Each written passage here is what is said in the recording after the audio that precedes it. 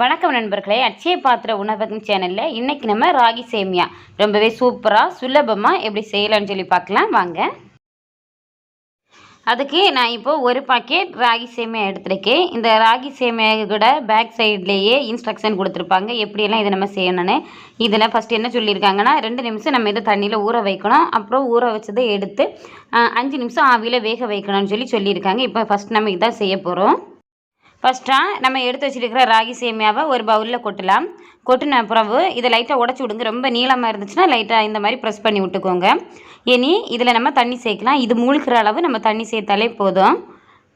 தண்ணி சேர்த்த அப்புறம் இனி இதில் நம்ம உப்பு சேர்க்கலாம். கரெக்டாக 1 டீஸ்பூன் மட்டுமே உப்பு சேர்த்தாலே போதும். உப்பு சேர்த்து இதை இந்த மாதிரி மிக்ஸ் செய்யுங்க. கரெக்டாக 2 நிமிஷம் மட்டுமே நம்ம இதை ஊற வச்சாலே போதும். 2 நிமிஷத்துக்கு மேலே வைக்காதீங்க, இது அப்படியே களி மாதிரி ஆகிரும்.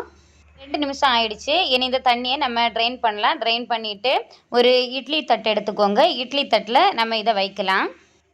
இதை இட்லி தட்டில் கொட்டிட்டு இதை எல்லா இடமும் ஸ்ப்ரெட் பண்ணி விடுங்க. இனி இதை கரெக்டாக நம்ம 5 நிமிஷம் ஆவியில் வேக வச்சு எடுக்கலாம். இப்போது 5 நிமிஷம் ஆகியிருக்கு. நம்மளோட ராகி சேமியா சூப்பராக குக் ஆகிடுச்சு. இனி உடனே இதை வேறொரு பிளேட்டுக்கு நம்ம ட்ரான்ஸ்ஃபர் பண்ணலாம். அதை சூட்டிலே வைக்காதீங்க, எடுத்து மாற்றிடுங்க.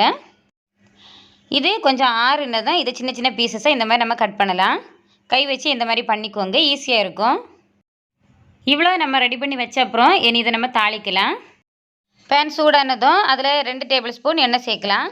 எண்ணெய் சூடானதும் அதில் 1/4 டீஸ்பூன் கடுகு சேர்க்கலாம். கடுகு நல்லா பொட்டினதும் இனி இதில் கருவேப்பிலை சேர்க்கலாம்.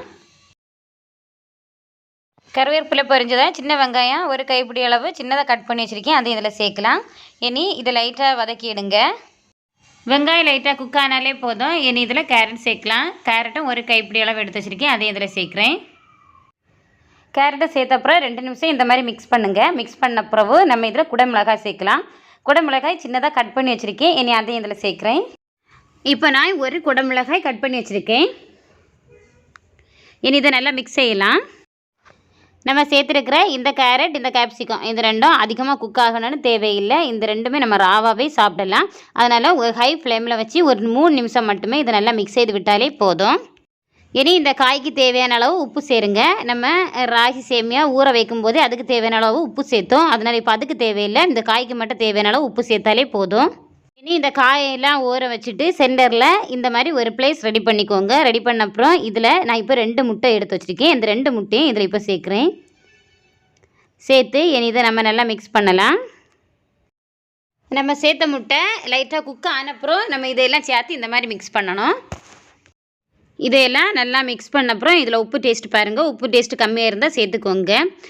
இதெல்லாம் இப்போ ரெடி ஆகிடுச்சு. இனி இதில் நம்ம ராகி சேமியாவை சேர்க்கலாம். ராகி சேமியாவை இந்த மாதிரி உதிரியாக சின்னதாக கட் பண்ணி வச்சுக்கோங்க. எடுத்து வச்சுருக்கிற ராகி சேமியாவையும் சேர்த்தப்புறம் இனி இதையெல்லாம் நல்லா மிக்ஸ் பண்ணலாம். இந்த காய் முட்டை இதெல்லாம் இந்த ராகி சேமியா கூட நல்லா மிங்கிள் ஆகணும். இதெல்லாம் ஒன்றோட ஒன்று சேர்ந்து மிக்ஸ் பண்ணாலே போதும். அவ்வளோதான், ஃப்ளேம் ஆஃப் பண்ணிடலாம். ஏன்னா நம்ம ஃபஸ்ட்டே ராகி சேமியாவை ஆவியில் வேக வச்சு எடுத்து வச்சுருக்கோம். காயை ஃபஸ்ட்டே நம்ம வேக வச்சுட்டோம். அதனால் இனி இதெல்லாம் சேர்த்து மிக்ஸ் பண்ணாலே போதும். உங்கள்கிட்ட வேறு ஏதாச்சும் காய் இருந்தாலும் சேர்த்துக்கோங்க. முட்டைக்கோஸ் அப்புறம் பீன்ஸ் இதெல்லாம் சேர்த்தாலும் இந்த சேமியா ரொம்பவே டேஸ்ட்டாக இருக்கும். உங்களுக்கு காரம் தேவைப்பட்டுச்சுன்னா இந்த டைம் கொஞ்சமாக பெப்பர் ஆட் பண்ணிக்கோங்க. இப்போ நம்மளோட ராகி சேமியா ரெடி ஆகிடுச்சு. இந்த வீடியோ உங்களுக்கு பிடிச்சிருந்தால் லைக் பண்ணுங்கள், உங்கள் ஃப்ரெண்ட்ஸ் எல்லாருக்கும் ஷேர் பண்ணுங்கள். மறக்காமல் சப்ஸ்கிரைப் செய்துட்டு பக்கத்தில் இருக்கிற பெல் பட்டனை கிளிக் பண்ணுங்கள். வீட்டிலே சமைக்கலாம், நலமாக வாழலாம்.